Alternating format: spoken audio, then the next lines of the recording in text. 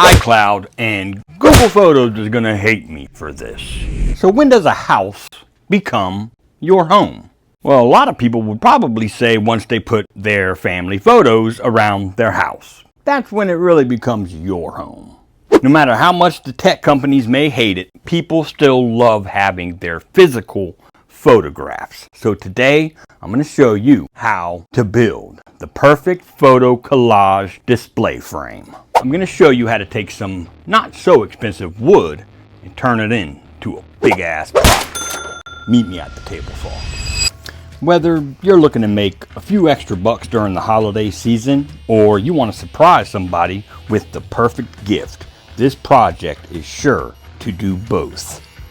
$165. That's right, $165 for this photo collage. The potential profit margin for this project is right up my alley. And I know that we can do much better than this thing.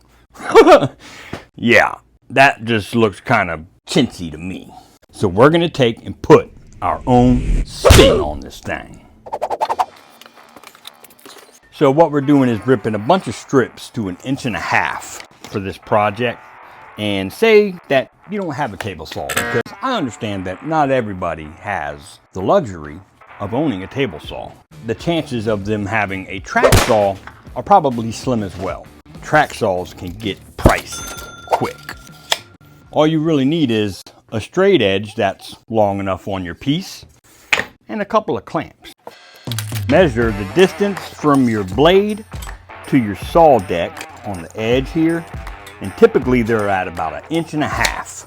So just make up for that 1.5 inches where you'll be clamping your straight edge, and being that we want 1.5 inches rips, we'll mark 3 inches. So for this project, you're going to want 7 pieces ripped to 1.5 inches by 1.5 inches by 1 foot, and 2 ripped to 1.5 inches by 1.5 inches by 4 foot.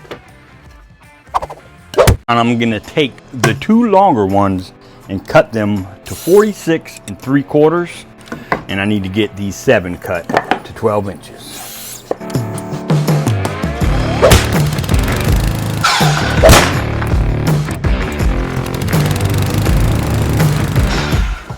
Pro tip incoming. Do you ever wonder why you get tear out on your cuts you're making? It's one of 2 things. Either you don't have a good blade, or you don't have a zero clearance insert. Being that zero clearance inserts can get pricey, they make this tape, and it's called speed tape. And I'll leave a link for this in the description. And all you do is take your speed tape and tape it to your insert that you have already. Make 1 cut, and now you're ready to go.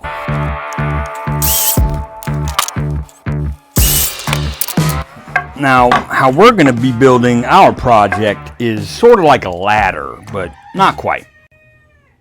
Damn chickens.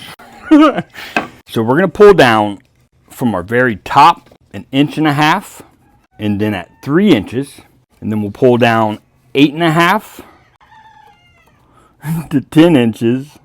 Then we'll pull down 15.5 to 17 inches.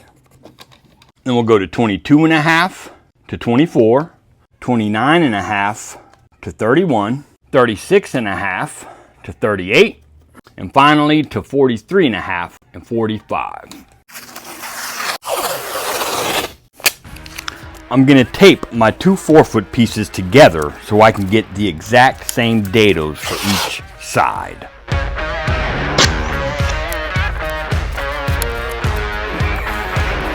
I've got a 3/4 inch dado stack set in my saw, and we're going to be cutting 1 inch depth by 1.5 inch width. I'm using my miter gauge with a 3.5 inch rip for a backer.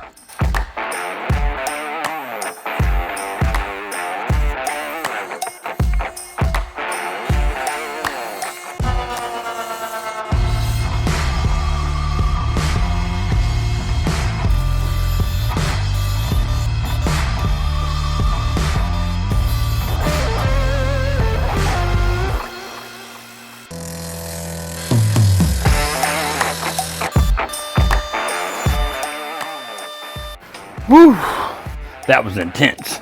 Nice snug fit on all of my dados. Now for those of you without a dado stack, you can just use a flat tooth blade. And for those without a table saw at all, you can get these cut with your skill saw. It'll just take a little bit longer.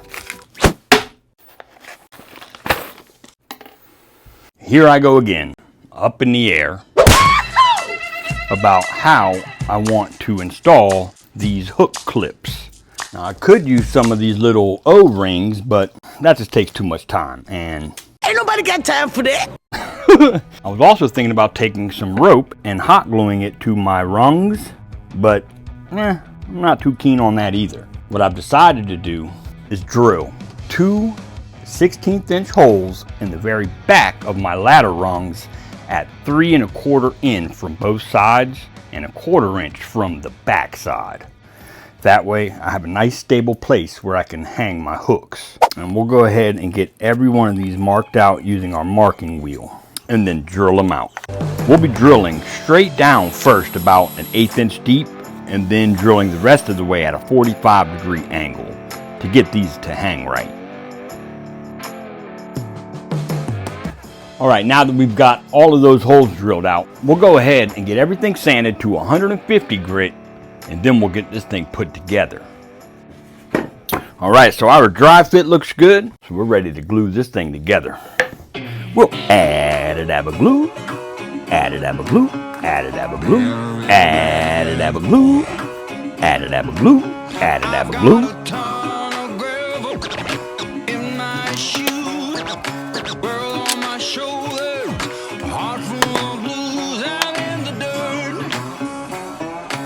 And we're setting each one to have a 1 inch overhang on both the left and the right side. And we gonna pop a Brad in his ass. We're popping in 2 1/4 brads from the back on each rung.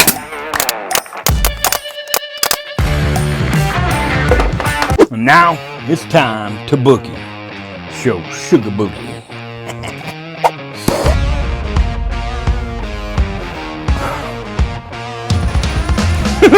I crack myself up.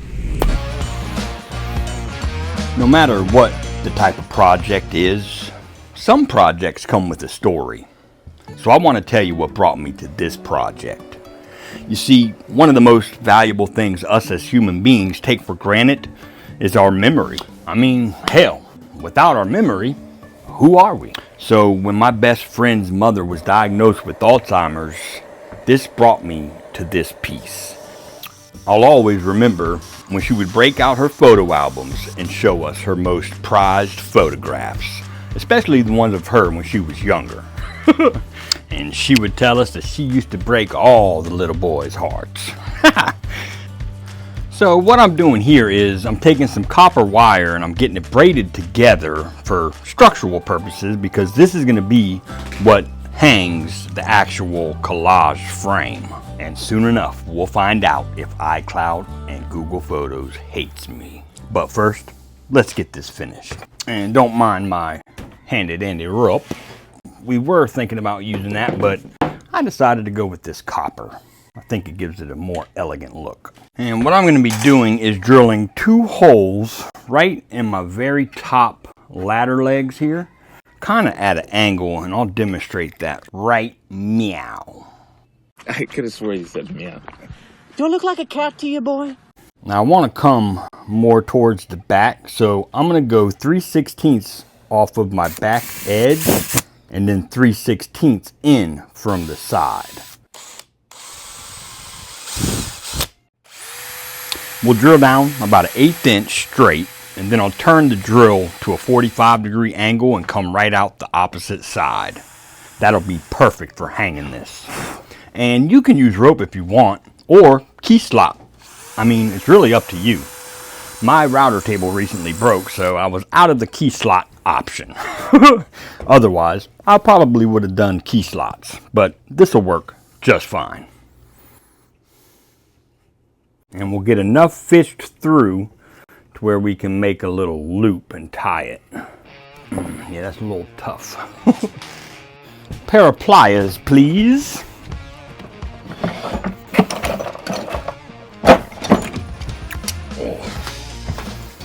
Or some channel locks. Channel locks probably work better. Oh yeah. Get this side fished through. And then just kind of gauge how much you want hanging. So I think that's reasonable. We'll go ahead and make our loop now, and then we'll cut off the excess. Voila!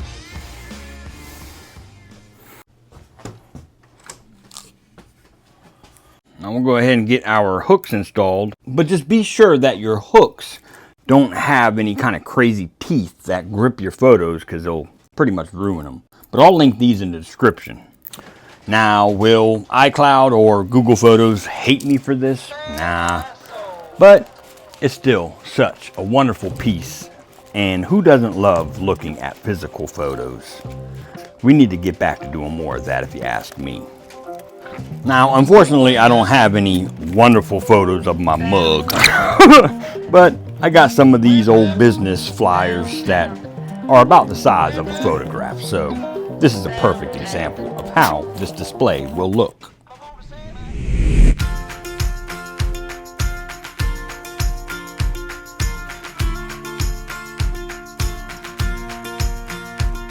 Now the really cool thing about this piece is you can even cut them down to smaller sections and do like a group of 3 of them for a certain price. I plan on making a few of these to sell on my Etsy shop, and I'm going to be asking for about $175 for mine. In my opinion, we outdid that other one we were looking at. And you don't have to go with a copper hanger. I just thought it would make this piece stand out, and you could even do the key slots like I was talking about, and that's most likely what I'll do for my next set, is just cut some key slots in the back. For now, I really hope that my best friend's mother is going to enjoy hanging her favorite photos up with this piece.